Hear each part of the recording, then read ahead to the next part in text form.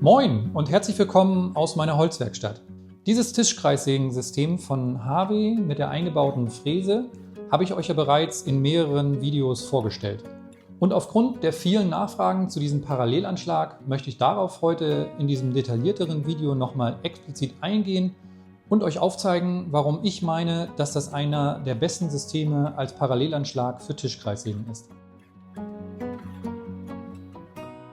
Dieses Anschlagssystem von HW, das nennt sich Big Eye und das gibt es jetzt seit 2024.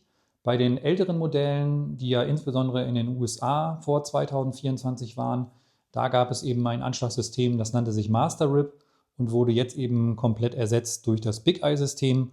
Dieser Anschlag hier wird von HW ausgeliefert mit all seinen Tischkreissägen gleich in der passenden Größe. Die werden ja unterschieden einmal in die normale Größe, so wie sie auch hier steht, mit der Modellbezeichnung 36. Und dann gibt es ja noch die 52er Variante, die ca. 40 cm breiter ist. Und dieses Big Eye-System ist dementsprechend auch unterschieden in B36 und B52. HW gibt eine Arbeitsbreite für das B36-System vom Sägeblatt bis zum Anschlag mit 92 cm an. Und für die B52-Variante wären das dann 132 cm. Ich habe ja grundsätzlich auch die 36er Tischkreissäge. Allerdings ist es bei mir eben so, dass ich nicht die Tischverlängerung habe, die ihr hier hinten seht, sondern ich habe den Tischeinsatz entsprechend ausgetauscht mit der Frästischplatte. Die ist ein bisschen breiter, sodass mir dann aktuell ein Arbeitsbereich zur Verfügung steht von 1,07 Meter. Ein großer Vorteil von diesem Anschlagsystem ist sicherlich, dass es nicht ausschließlich für HW konzipiert ist, sondern eben auch auf viele andere Tischkreissägen dann installiert werden kann. Dazu zählen zum Beispiel Sägen von Sawstop, Powermatic, Jet, Laguna Grizzly ist dabei und sicherlich auch noch andere, die jeweils eben diese Führungsschienen hier mit aufnehmen können. Das System ist so aufgebaut, dass jeweils im vorderen Bereich des Arbeitstisches als auch im rückwärtigen Bereich diese Führungsschienen hier angebracht werden und darauf wird dann sowohl vorne als auch hinten der Anschlag immer parallel geführt.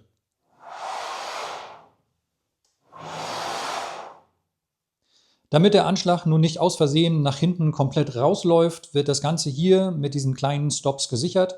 Die sorgen dafür, dass der Anschlag nur durch Betätigung dieser Sicherung entsprechend nach hinten ausgeführt werden kann. Ist das Ganze dann in der hohen Position aktiviert, sorgt der dafür, dass er über diesen Punkt nicht hinausfahren kann. Nun werden wir die Sicherung hier mal herausnehmen und dann den Anschlag rausnehmen, damit wir uns das Ganze von unten mal ansehen können.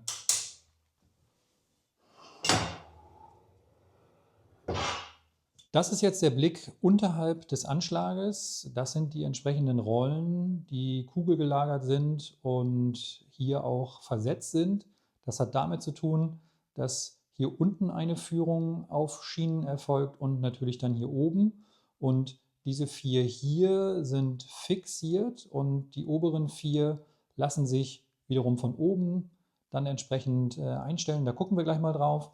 Aber um das nochmal auf der Schiene genau zu sehen, seht ihr hier eine linke und rechte Schiene, da legen jeweils die Rollen an. Ja, solltet ihr mit dem Lauf eures Anschlages noch nicht so wirklich zufrieden sein, habt ihr eben die Möglichkeit, von oben durch das Entfernen dieser Magnetkappen an diese Rollen zu kommen. Da könnt ihr dann eben mit einem Imbusschlüssel diese Rolle von oben lösen grundsätzlich und ihr seht schon, könnt dann durch das entsprechende Drehen dieser Rolle die Position ein wenig verändern, sodass dann mehr oder weniger Abstand zu der Führungsschiene ist und der Lauf optimiert werden kann. Und das Ganze könnt ihr dann an diesen 4 Rollen einstellen, bis es dann für euch eben ideal läuft. Und irgendwann wollt ihr euren Anschlag dann auch mal fixieren und das macht ihr hier mit diesem Edelstahlknauf, der sich nach vorne bewegen lässt. Dadurch steht er auch nie irgendwo hier im Weg. Das ist also sehr angenehm. Und was dann unten passiert, das schauen wir uns dann auch nochmal an. Wir sind immer noch im vorderen Bereich und wenn ich jetzt den Feststellknauf entsprechend bewege, seht ihr, dass dieser Fixierungsblock sich entsprechend ranzieht. Und das Ganze geschieht eben auch im rückwärtigen Bereich. Wenn ich jetzt nochmal die Feststellung betätige, seht ihr, dass sich der Fixierblock hier entsprechend auch ranzieht. Und das ist eben das Schöne an diesem Parallelanschlag. Der zieht sich vorne und hinten gleichermaßen fest, sodass eben die Position auf jeden Fall fix dort gehalten wird, wo ihr das eben auch benötigt. Und sollte euch dieser Feststellhebel zu schwergängig sein, dann habt ihr die Möglichkeit, das hier mit einem Imbusschlüssel fein einzustellen. Und hier vorne befindet sich auch nochmal ein Feststellrad, wo ihr das auch nochmal perfekt aufeinander abstimmen könnt. Bei einem Parallelanschlag ist natürlich schon sehr, sehr entscheidend, wie starr ist das System, wenn ich es entsprechend fixiert habe. Und dazu möchte ich jetzt mit euch mal zweierlei Dinge betrachten. Einmal, wie viel Veränderung ergibt sich eigentlich noch durch die Betätigung des Feststellhebels? Also gibt es da eine Bewegung zum Sägeblatt oder hinweg? Und zum anderen, wie viel Spiel habe ich jetzt eigentlich noch, wenn ich es betätigt habe, dass ich durch entsprechend Druck in die eine oder andere Richtung meine Position meines Parallelanschlages noch verändern kann. Dazu machen wir jetzt Folgendes. Ich fahre jetzt mit meinem Parallelanschlag direkt an die Messnadel, bis sie leicht ausschlägt. So, ihr seht das jetzt, ich habe hier 1/100 Millimeter Druck auf meine Messnadel. Das werde ich jetzt einmal ganz kurz versuchen wieder zu resetten. So, ihr seht, die Messuhr ist jetzt auf 0 kalibriert. Und jetzt werde ich meinen Feststellhebel hier betätigen. Ja, und ich habe jetzt hier 4/100 Millimeter. Das ist auch der Wert, den habe ich jetzt diverse Male immer wieder gesehen durch Ausprobieren. Da verändert sich auch nichts und da werde ich auch nichts verstellen. Das ist jetzt ein Bereich, mit dem komme ich wunderbar klar. Das ist schon mal ein Top-Wert. Und jetzt ist eben die Situation, dass ich nochmal gucken will, wenn ich sowohl hier Druck ausübe, als auch eben hier, habe ich leichte Differenzen, habe ich also leichte Bewegungen, bewegt sich aber auch im Hundertstel Millimeter Bereich. Und wirklich viel kann ich da beim besten Willen nicht verändern. Komme ich vielleicht auf 5/100 Millimeter, wenn ich wirklich viel Druck ausübe. Das wird in der Praxis so aber sicherlich nicht passieren. Also ihr seht einfach, das System ist, wenn es gut eingestellt ist, einfach auch fix und starr an der Position, so wie es eben sein soll. Der Anschlag selber kann sowohl in dieser hohen Variante verwendet werden, als auch durch entsprechenden Umbau. Dazu löse ich einfach nur diese Feststellschrauben. Und so kann ich das Ganze dann entnehmen und genauso auch wieder einführen.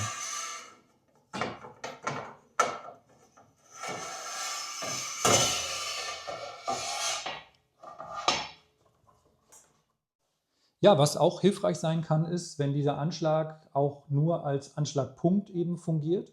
Und das könnte zum Beispiel sein, wenn wir solche Leisten hier haben, die wir zum Sägeblatt führen, das dann eben mehrfach, dann würden die sich ja hier hinten aufreihen. Die Gefahr ist aber, dass hier zu wenig Raum ist, das Werkstück nachher im hinteren Bereich vom Sägeblatt erfasst werden kann. Dadurch kommt es dann zum Kickback und das wollen wir tunlichst vermeiden. Dafür hat Harvey natürlich auch mitgedacht und die Situation geschaffen, dass wir den Anschlag hier als Anschlagpunkt dann eben auch nur verwenden können, indem wir ihn auf die halbe Position bringen.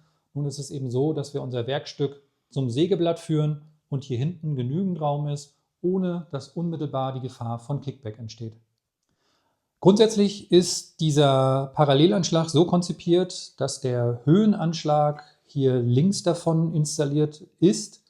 Rein theoretisch kann man aber auch die Säge so umbauen, dass dieser Höhenanschlag einmal spiegelverkehrt auf dieser Seite hier angesetzt wird, auch jeweils in beiden Richtungen. Dazu entnimmt man den Höhenanschlag und würde diese Führungsschiene hier auf der rechten Seite dann anbauen.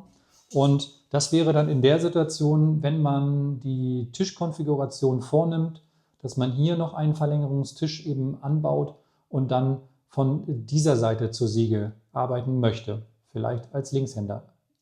Dann ist eine Sache aber ganz, ganz wichtig. Ich habe meine Säge folgendermaßen eingestellt. Mit Hilfe einer Messuhr, die entsprechend in dieser Nut hier geführt werden kann, habe ich mein Sägeblatt entsprechend im 90-Grad-Winkel zur Nut hier ausgerichtet. Das heißt, hier habe ich wirklich eine Parallelität zu meiner Nut.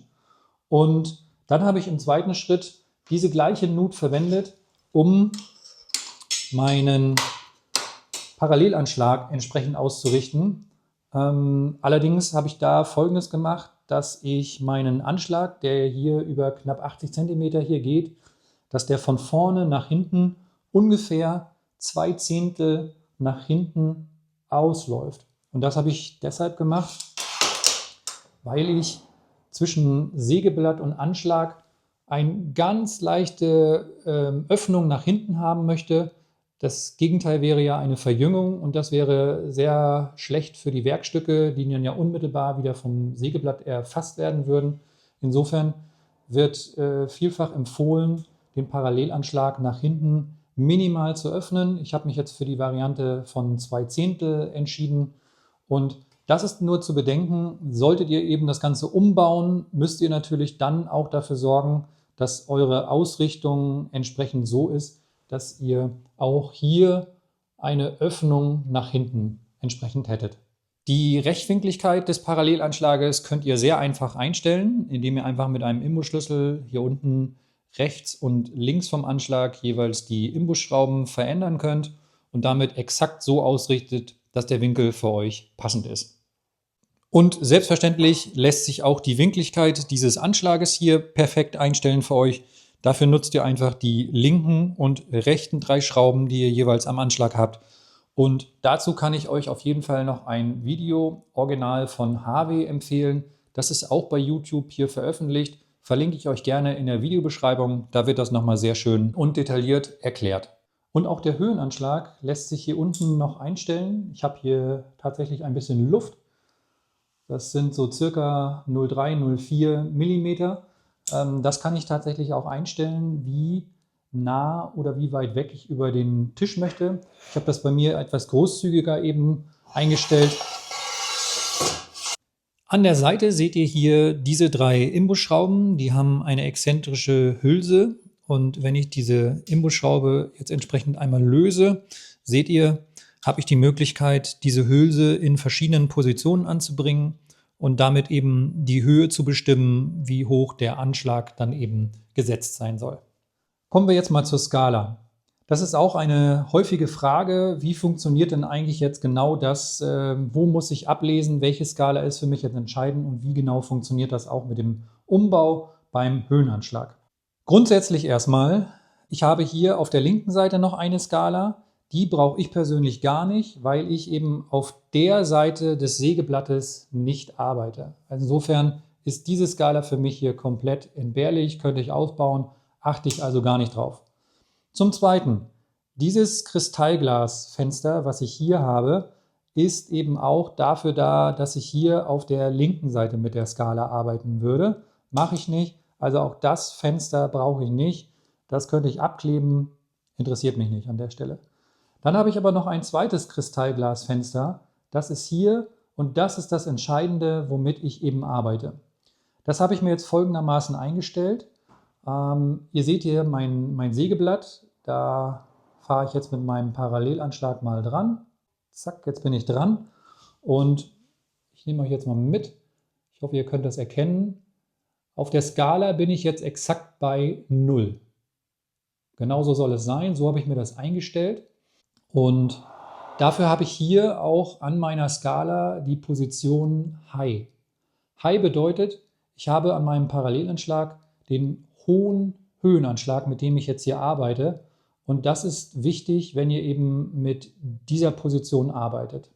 Wenn ich das Ganze jetzt von meiner hohen Position auf die niedrige umbaue, dann ist halt Folgendes hier passiert. Ich bin ja mit meinem Anschlag zum Sägeblatt, ohne die Position des Parallelanschlags jetzt zu verändern, bin ich ja ein bisschen näher meinem Sägeblatt gekommen. Und um das auszugleichen, hat Harvey da Folgendes gemacht. Die Maßskala ist jetzt ja eingestellt auf High noch, aber ich habe hier am hinteren Ende die Möglichkeit, auch eine Low-Position zu wählen. Jetzt seht ihr hier schon eine kleine Lücke. Und diese Lücke ist exakt der Abstand von der Position High hier nach vorne. Das sind diese 3,6 cm. Das ist auch die kleine Lücke, die ihr hier seht. Und das Maßband ist grundsätzlich erstmal soweit fix. Da kann sich auch normalerweise nicht was verschieben, einfach so. Das ist durch diese kleinen Druckpunkte hier, diese Federdruckpunkte möglich. Wenn ich das ganze Maßband aber nach unten drücke, dann habe ich die Möglichkeit, das zu verschieben. Und ich schiebe mir das dann an diese niedrige Position, habe also jetzt wieder eine Korrektur vorgenommen. Das seht ihr ja auch hier. Da ist jetzt die Lücke entstanden. Und ich habe jetzt einfach dann das darauf angepasst, dass jetzt diese Skala wieder verwendet werden kann, weil ich mein Maßband um diese 3,6 cm, die eben das hier vorne ausmacht, jetzt verschoben habe. Und wenn ich jetzt wieder auf 0 gehe, ich gehe also an den Anschlag, dann seht ihr auch hier, dass das jetzt wieder auf 0 steht. Was ich auch sehr gelungen finde, ist die Feineinstellungsmöglichkeit mit diesem einfachen Gummirad hier. Ich kann also grundsätzlich die Einstellung erstmal so vornehmen, zum Beispiel bei 35 cm möchte ich mein Werkstück kürzen, dass ich mich da eben dann händisch annähere und dann im letzten Moment dann nochmal mit diesem Gummirad exakt das so einstelle, wie ich es haben möchte. Dann fixiere ich das Ganze und dann ist es auch fertig. Und das ist sehr angenehm, weil ich mit dem Gummirad viel feiner das Ganze einstellen kann als durch Klopfen, Bewegen, so wie man das vielleicht ja auch kennt von seinem Anschlag. Ja, und wenn wir hier schon sind, dann gucken wir uns mal diese kleinen roten Dingerchen hier an. Davon haben wir insgesamt 4 auf der Schiene jeweils sitzen und die können individuell positioniert werden und haben folgenden Zweck. Gehen wir nochmal davon aus, wir haben eine Einstellung von 35 cm, bezogen wieder Abstand vom Anschlag zum Sägeblatt, und wir möchten vielleicht auch zu einem späteren Zeitpunkt diese 35 cm als Distanz dann sehr schnell wieder einstellen. Dafür verwenden wir jetzt diesen Stop. Wir fahren den an die entsprechende Stelle, fixieren den jetzt hier. So. Ich kann also meinen Anschlag jetzt einfach frei bewegen, komme zurück und mein Anschlag fährt genau bis zu diesem Stop und ich bin wieder bei 35 cm. Wenn ich ihn nicht benötige, klappe ich ihn weg, kann einfach drüber hinwegfahren und zu einem späteren Zeitpunkt komme ich wieder und ich bin immer bei 35 cm. Feine Sache. Wir haben uns jetzt so ziemlich jede Einstellmöglichkeit von dem Big Eye System angesehen. Eine letzte Sache haben wir noch, die auch optional zur Verfügung steht, und zwar relativ unscheinbar. Hier oben findet ihr noch eine Nut und die ist bewusst hier auch von HW angebracht, weil ihr hier mit noch arbeiten könnt, um bestimmte Dinge vielleicht auch anzubringen. Denn das Ganze ist ja aus Aluminium, also nicht magnetisch zu verwenden wie andere Systeme. Aber durch die Nut habt ihr auch die Möglichkeit, hier Dinge anzubringen, und da zeige ich euch mal Folgendes.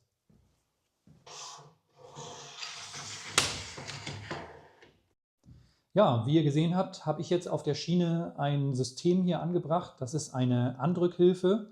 Das ist jetzt nicht von HW, sondern ein Fremdfabrikat von JESEM. Ja, nur ganz kurz vielleicht. Das funktioniert folgendermaßen. Ich stelle mir das entsprechend so ein, dass ich eine Höhe habe, die das Werkstück an meine Tischplatte eben drückt und gleichzeitig eben eine Winkeleinstellung hat, dass das Werkstück immer direkt am Parallelanschlag geführt wird, weil es eben eine Neigung zum Parallelanschlag eben hat. So. Und das Ganze würde ich dann mit den 2 Armen hier machen. Das lässt sich hier wunderbar mit dieser T-Nut als System hier oben anbringen. Wie gesagt, das muss man nicht, das ist rein optional, aber lässt sich hier wunderbar miteinander vereinbaren. Ich hoffe, ich konnte euch den Big Eye Anschlag in den Details noch ein bisschen näher bringen. Ich selber nutze diesen ja jetzt schon seit knapp einem Jahr und ich liebe diesen Anschlag nach wie vor. Die Möglichkeiten der Einstellung, der Wiederholgenauigkeit, aber auch die Fixierung, die ich ja von einem Parallelanschlag erwarte, sind hier wirklich top. Nach wie vor könnte ich mir kein besseres Anschlagssystem vorstellen. Für mich ist es der ideale Parallelanschlag. Auch wenn das System in erster Linie erstmal von HW für HW gedacht ist es gleichermaßen auch für Fremdfabrikate eben konzipiert. Mich würde natürlich auch noch interessieren, was du für Gedanken zu diesem System hast oder ob noch Fragen offen geblieben sind, die ich bisher noch gar nicht berücksichtigt habe. Ansonsten sage ich erstmal vielen Dank und wir sehen uns im nächsten Video. Ciao!